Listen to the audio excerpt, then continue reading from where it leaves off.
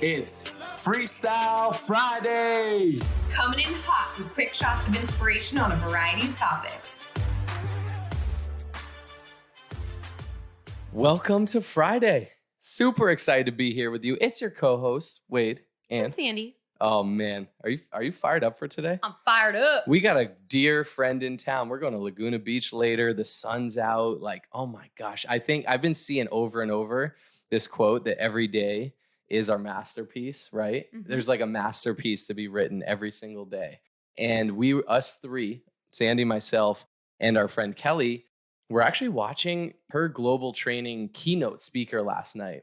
And he was a great storyteller. What you realize about speakers, they don't drop like as much knowledge, like you should do this, you should do that. They're great storytellers. That's a whole nother topic, whole nother episode. But he told a lot of stories. Mm-hmm. And one part really stuck out to me. I took a few notes and I thought it would be a great Freestyle Friday episode for us to just kick it, go back and forth on.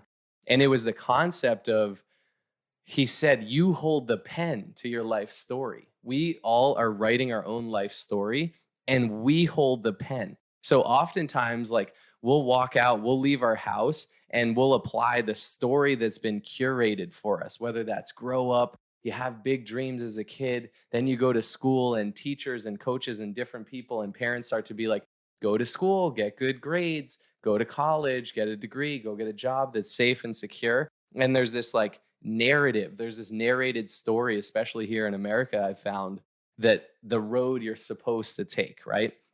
And we leave the door every day and live into that story. And as we grow older, we fail to recognize that the pen is really in our hand. And this speaker last night, he was encouraging us. He's like, let's pick up the pen.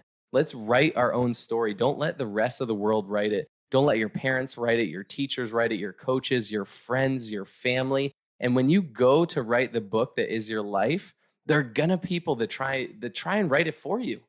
Like I said, why don't you go to school? Why don't you get the safe job? Don't date that person. Don't move away from home. But they don't hold the pen. You do.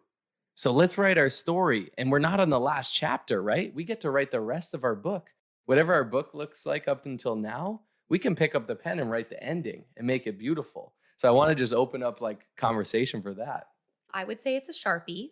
It's like thick and it's dark and it's permanent, right? Like every day that we're doing is written in Sharpie and you can't undo it. And I think what it triggers for me is that we have to take 100% responsibility of our life. Like where we are today is because of the choices that we made yesterday. And by yesterday, I literally mean like 5 years ago, the choices you were making is why you are here today. And where you'll be 5 years from now is because of the story that you're writing today in Sharpie. So it's kind of just like taking full responsibility, taking ownership. If you're happy with where you are, own it. If you're not happy with where you are, you can change that. Mm-hmm. So yeah, that's kind of what comes up for me. I love it. I love the writing in Sharpie or in pen, and it's permanent. And it bleeds through on the other page. It's true.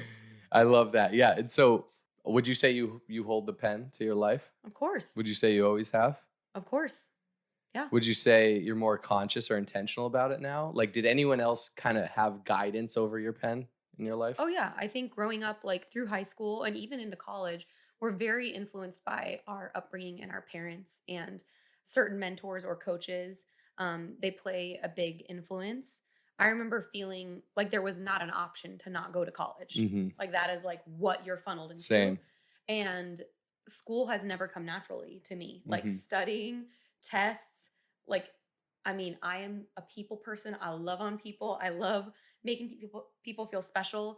I work great in groups and things like that. But like when it comes to like reading textbooks or being tested on like statistics or being good at math or science, like that's just not my strength. But I felt like I had to do that because that's what I was funneled into. Mm-hmm. That's what my dad, really stressed that was important. So yeah, I mean, I'm not saying I wouldn't have gone to college, but I think that's helpful too. As we grow up, we don't know everything. I think as kids, we're writing our own story, right? Every day we're like, I'm going out to play. I'm going outside. I'm going biking. I'm going to go catch frogs in the pond. Like we literally are writing our own story. Yet we're dependent on our parents. We're not just free-spirited, independent humans, little humans. And so there is a narrative, there is a story that our parents help write. We got bedtimes, we might have nap times, we got certain food. We can't eat dessert until we eat our broccoli. There's certain Can't things. Stay up late. Can't stay up late. But we do have that free spirit, and we write our story day in, day out with the help and guidance of our parents. And I think as we grow up, especially as we grow up, mentors, guidance is huge. But we always have to remember, like, we hold the pen. And so guidance is big, and having people help you write your first chapter. But then as the older you grow and the more you experience, it's like, let's take control. Like, I have the pen. I'm writing the story, the chapters of my life. And I think it can apply, especially as we let's think about where we're at right now in the world. And, whether it's economically, let's just use a recession, for example, or like, let's say there's this 2020, oh my gosh, it was crazy. And is there going to be a recession or anything like that? Well, guess what? The news, social media, all these people, they're going to try and curate this story, this narrative for you, right? But it's your life individually is still up to you. You still hold the pen. You can buy into the story and be like, I'm going to write the story that I hear on the news every day. Or you can be like, you know what? I've been listening to some Tony Robbins and a lot of successful people. Wealthy people thrive in the wintertime. They look at recession as opportunity. Oh my gosh, there's all this crazy stuff happening. Where can I go add value? Where can I go create value in the marketplace? And oftentimes, I'm going to be perfectly honest, wealthy people get richer during recessions. And it's because they go seek and add value because they hold the pen. And that's what you see in successful people. They hold the pen to their life. No one else does, not their boss, not anyone else. And so it was super encouraging just to think of that. Like, we all hold the pen to write the chapters of our life. And we're here to empower you that you hold that pen. No one else does. A part I really like too is, and I love reminding people of this, and I love reminding myself of this, is that you inspire people that pretend not to even see you. Like, you listening right now, every move you're making, other people are watching, and you may not even know this, but you're influencing the way people are writing their story based off how you live. So how are you showing up, right? Like, you are your life is a physical representation of your thoughts.